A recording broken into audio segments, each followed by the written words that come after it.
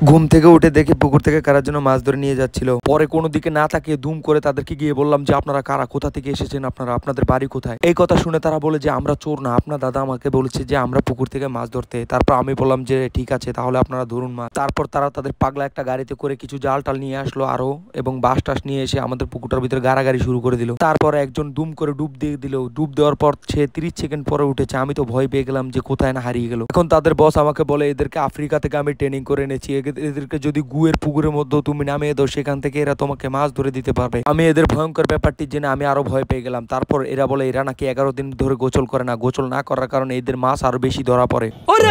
আমি জানি আমার সাবস্ক্রাইবাররা এইসব সম্পর্কে জানতো না, আমি তাদেরকে এইসব সম্পর্কে জানাতে পেরে আমি নিজেকে অনেক বড় ধন্য মনে করছি। এখন আমাদের এই জালটাকে আরো জোরে জোরে টেনে নিয়ে আসছে, পুকুরের যত মাছ আছে সব এই জালে চলে এসেছে। তারপর আমি সেখানে একটা শৈল মাছ দেখতে পেয়ে বললাম যে এটা আমার জন্য রেখে দাও, শৈল মাছটা আমি মজা করে খাবো। এখন এরা বলতেছে পুকুরের যত মলা মাছ আছে এগুলো নাকি এনারা নিয়ে যাবে, কারণ এনারা জাল টানার বিনিময়ে আমাদের কাছ থেকে কোনো পরিমাণ কোনো টাকা চার্জ করেনি। এদের কাজ শেষ, তাই এরা এখন মাছ নিয়ে চলে যাবে। সো গাইস, এরকম ভিডিও পেতে চ্যানেলটিকে সাবস্ক্রাইব করবেন।